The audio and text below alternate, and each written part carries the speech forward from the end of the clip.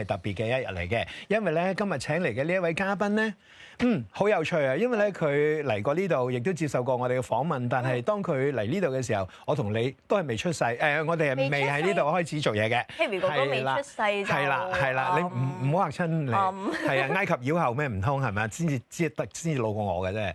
咁今日咧，我哋請嚟呢一位朋友咧，可能你亦都係非常之熟悉嘅喎，因為全民造星佢又攞獎啦，又做過電影啦。其實你一見到佢就會。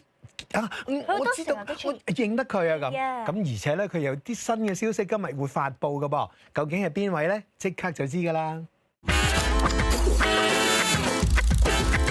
！Music 5，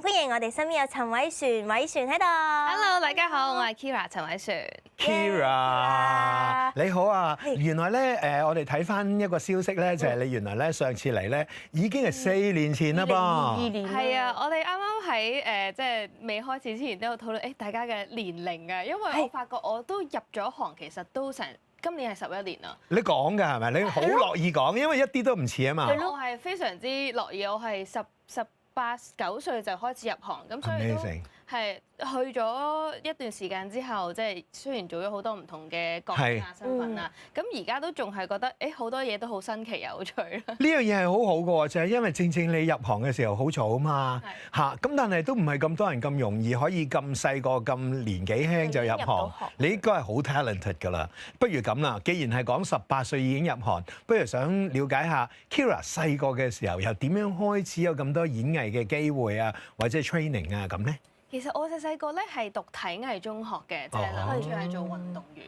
係啊。咁但係咧去到15、16歲左右咧，就覺得女仔嗰個限制好似有啲多啊，即係例如生理啊，好似你跑得又冇咁快啊，因為我田徑嘅，跟住跳遠咧又好似即係有個瓶頸位。係啦，咁我就覺得會唔會有一個第二個行業自己都中意嘅？咁嗰個行業係可以做一世嘅咧？因為我都好中意唱歌跳舞啦，咁6歲開始就已經有跳中國舞，跟住10歲跳拉丁舞，因為好多唔同嘅舞種都有學，咁但係唱歌咧就還好嘅，即係以前咧其實連歌唱比賽，即係學校內嗰啲歌唱比賽決賽都唔入嘅。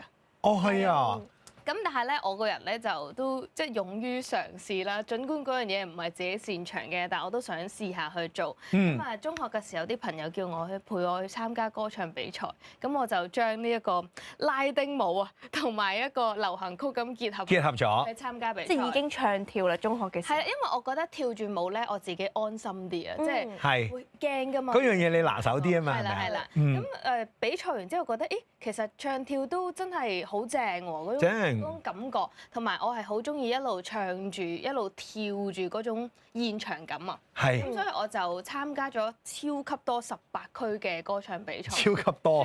即係18區去咗好多區係咪咁解？係啊，係3年之內起碼多過40個歌唱比賽。得18個區。哇！你好有運動員精神喎，你好有健兒精神喎，即係我參加比賽，去進步自己咁。因為我覺得有比賽就係有空間俾我進步啊嘛，即係每一次你有比賽，有個 deadline 啦，你就要再練好啲咁樣。啱。係，同埋可以壯膽啊。係啦，咁去到差不多要即係揀大學嘅時候咧，就我見到有一個即係 S1 嘅新成員精選，咁我就雖然我唔知道即係女團應該要點做，但係起碼都係一個機會俾我入行啦。咁我就去報咗名就去參加，咁就好彩就成為咗 S1 嘅新成員啦。哇！呢一個故仔係咪好多時候有機會講㗎？都有 share 嘅，因為好多人我諗一半一半啦，因為好多人就係可能造星之後就認識我叫陳偉璇啦。係啦。咁我造星前如果係 S1 女團嘅時候認識我嘅咧，其實我個名係叫陳嘉欣嘅。哦。我係由嗰一刻開始就有個轉捩點咁樣樣，所以係我諗有2批嘅觀眾咁樣認識我咯。咁啊，嘉欣咧就真係喺一個行業上高係好多嘅。係啊，我個妹妹都係叫嘉欣嘅。係啊。就決定要改個特別啲嘅名咩？嗰陣時係咁啱有風水師傅即係幫我改嘅，冇錯，我都覺得幾有型啊呢個名。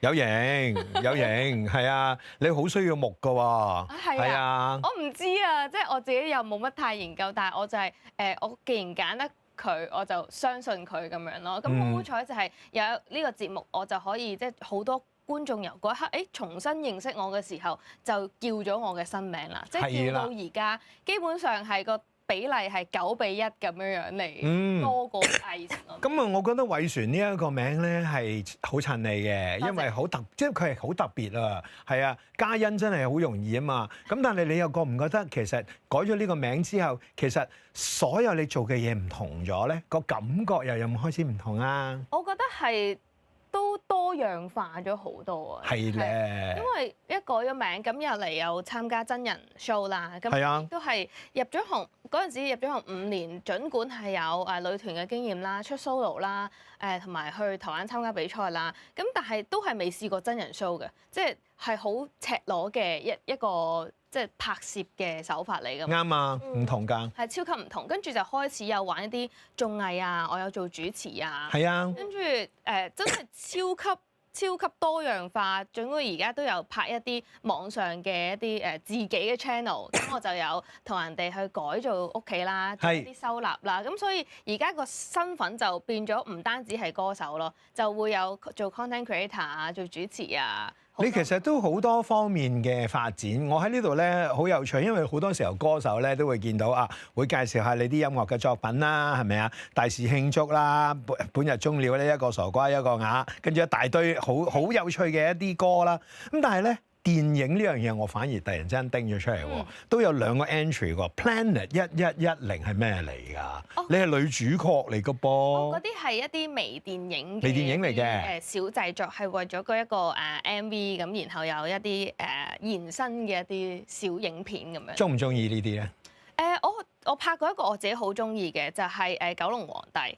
係啦，就係我飾演一個女鬼，咁係打功夫嘅女鬼。咁我自己就我發現原來幾中意即係一啲動作嘅片，同埋我自己有跳舞啊嘛。你自己本身都係動作人嚟㗎嘛？係啊，所以你一開始體藝㗎嘛？所以我就覺得好好嘅呢樣嘢。係啊，好正啊！即係我覺得要拍攝於娛樂咯，因為我未試過啊嘛。因為呢個行業最得意嘅地方就係其實你每一日都可以遇到啲你未做過嘅嘢，咁就好似好有挑戰咯。係啊，但係喺呢10年啊都嚇，應該咧嗰個起起跌跌都唔算少嘅喎，中間又經歷過疫情咧。咁其實你可唔可以講俾大家聽？其實又攞咗獎啦，全民造星令到你又變咗啦。你其實好豐富啊！呢10年我覺得其實要講嘅故仔真係多到不得了。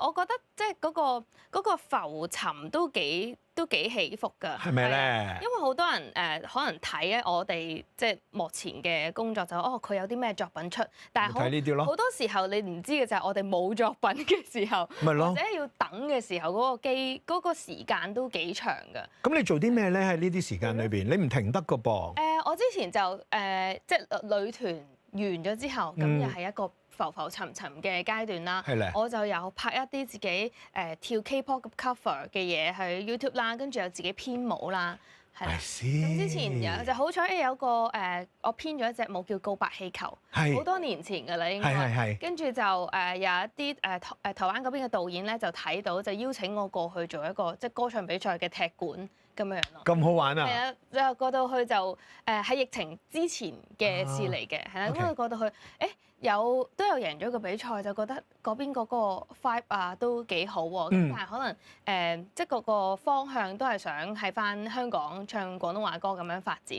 咁之後就有簽咗一間即係比較細啲嘅公司啦，就出咗 solo 啦。咁但係其實嗰陣時自己都係廿頭㗎咋，即係都仲係未摸索到自己係究竟係中意啲乜嘢，所以好多時候揀歌啊或者演出啊，你要出道出咩歌嘅時候，都係一啲大前輩幫我決定，係啦，咁我自己都係OK，咁我就嘗試啦咁樣嘅一個狀態，咁就去到疫情咯喎，係啦，去到疫情咁就大家都冇嘢做啦，咁我就唯有又唔可以去其他地方喎，咁網上跳舞，唔係就真係參加全民造星啦。我嗰陣時去係啦，因為嗰陣時咧係第3屆，佢係叫藝人再出道，係啦，嗰陣時我都即係。嗰陣時同事啦就話：你參加咗咁多比賽，咦你已經女團㗎咯喎嗰陣時，所以佢就係藝人再出道咯。我就係叫藝人再出道，其實你好後生啫，唔知點樣再出道嘅。佢哋就叫我你唔好參加啦，即係你竟然已經好多比賽啦，即係咁樣樣。但係我自己就係中意比賽嘅人啦嘛，即係由細到大運動精神呢樣嘢，我覺得係帶俾我喺呢個行業一個持久嘅秘訣啊！啱，一路會進步自己係咪啊？係啦係啦，咁就好彩就玩咗嗰個比賽啦，咁亦都喺嗰個比賽嗰度探索咗唔同面向嘅自己。係。我係有突然之間剪咗好短頭髮，係仲短過 Harry 哥哥。我記得我咁啊好癲都係好我覺得當時我見到係覺得好靚仔咁咪住先，咁呢樣嘅感覺。一樣嘢係邊個可以推使到你咁做我咧自己想試下。 ？Really？因為我覺得好後生嗰陣時，啲頭髮會長得好快。 OK，而家事實證明係會嘅。長得好快，咁我覺得即係試下咯，即係有啲機會就係好玩嘅嘢，我就想試下。對於一個女仔嚟講，一路留咁長頭髮，突然之間剪短咗，究竟係點樣嘅一回事咧？係咪真係覺得自己係我而家可以做一個唔同嘅自己啊咁？有啊，啲衫要換過咯，係咯即係好似有啲唔啱着。係咯。如果我剷咗嘅話，我就着唔到呢一類啦，呢一類。呢類。哦，佢呢個特別啦，佢航空公司服務員啦，佢係啊。係啊，嗰期就型少少嘅風格咯。係。係啦，咁 boyish 啲咯。係啦，去到之後就再簽唔同嘅公司啦，咁 OK 就可能樣都想試下唱情歌方面嘅一啲練習。咁我之前咧唱慢歌咧，我係會手震㗎，我係好驚嘅，因為我冇得喐啊嘛。係冇得喐啊嘛。跟住嗰2年就又好彩，就嗰陣時嘅公司就出咗2首慢歌俾我，都幾難唱㗎真係。係。就有同阿舒老闆嚟錄音。哇！嗰排嘅 section 係我覺得令自己進步得好。一定會啦，如果有書文喺度。咁所以而家唱慢歌就唔手震啦，就好舒服啦。哇！即係其實夾到一個好嘅executive director，即係等於跟咗個好師傅㗎。係啊。好短時間。咁好啦，我好想知道啦，經過起起跌跌之後啦，偉璇而家嘅偉璇又係點咧？而家我係一個獨立歌手嚟嘅。係啦。係啦，咁就係自己自資去出所有嘅歌啦。哇！係啦，但係我都有經理人嘅，咁係可能處理一啲比較去接 job 啊，去商演啊，工作嘅傾嘅嘢咧就交俾經理人。咁但係音樂個部分咧就係我自己諗啊，自己揾唔同嘅人去做歌啊、揀 beat 啊，即係所有嘅 decision 都係喺我自己度咯。咁有咗咁耐嘅經歷咧，而家就再唔係以前人哋幫你話事，你就可以真係揀你自己想做嘅嘢。係啊。嗰個我稱自己為時間管理大師啊。係啊，你係咪一個好嘅時間管理大師？我覺得係嘅，因為我除咗工作，即係可能歌手身份啦，即係做唔同嘅演藝方面啦。我而家有自己拍 YouTube channel 噶嘛，咁我係自己拍自己剪嘅。係啦，剪片都係自己嘅時候。好勁。係啦，嗰啲時間分配就係可能一個禮拜有一日嘅放假，我就全日喺屋企剪片。哇！咁夠唔夠休息㗎？都 OK，我每日都俾自己瞓起碼8個鐘咯。係啊。咁真係管理得好犀利喎。就係一個管理時間管理得非常好咯，就係。我屋企仲有3隻貓2隻狗添啊！冇錯，真係仲唔夠忙啊，係啊。都可以湊少。每一日都有分配好即係做嘢嘅時間啦，跟住可能有陣時去幫人哋執屋啊，去改造屋企啊，都做埋啦。喺呢個你不嬲做開㗎嘛，係咪啊？呢一個做咗3年左右。係啦，本身係諗住想揾啲主題嚟做 channel 嘅拍攝嘅啫。係咯。咁我就嗰陣時又係同事 suggest 話，你咁中意執嘢，不如我揾個收納師過嚟教下你啊，上一個濃縮嘅課程啦。真係學過嘅。係啊係。嚇，收納師有一樣咁樣嘅嘢咩？燒臘我就知啫，收納就唔知咩嚟㗎喎。即係你屋企太多嘢咧。係點樣㗎？即係譬如你屋企太多嘢，咁咧佢就會嚟你屋企就教你斷捨離啦，跟住點樣可以將個空間咧變翻整齊啊，變得乾淨靚靚咁㗎。我知啦，因為咧我前排咧就都係做咗一樣咁嘅嘢嘅，我係需要清理好我自己嘅地方，因為我家人嚟啦，咁啊有好大嘅壓力。我發覺其實最難嘅就係第一步，做咗第一步，第2、3步容易啲。我要即係問下 Kyra 啱唔啱先？就係抌嘢。你要釐清自己需要一個點樣嘅空間先咯，即係你要知道我個目標係啲乜嘢，咁我就有嗰個 priority 你可以揀。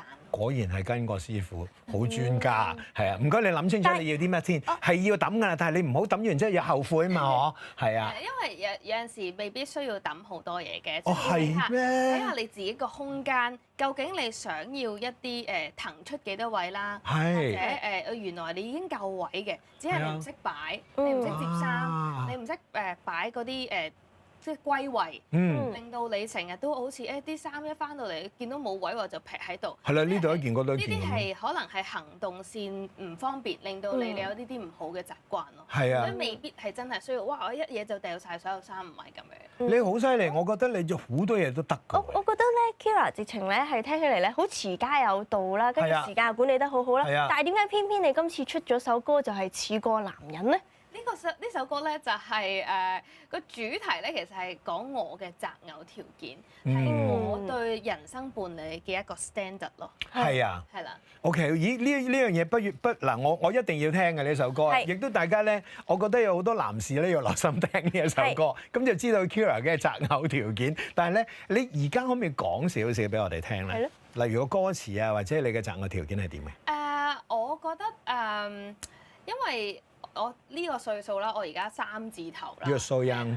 係啦，我知佢係 so young，但係可能我身邊嘅朋友啊或者閨蜜啊，我哋成日都會傾啊，佢哋咧都係處於一個單身嘅狀態。OK。佢哋就話其實而家好難揾到一個相處好舒服啦，或者有共同嘅人生目標嘅另外一半。咁佢哋就雖然有單身，但係真係好難揾，咁就唔好屈就自己。唔一定㗎，我想話俾你聽，你唔好聽佢哋講啊！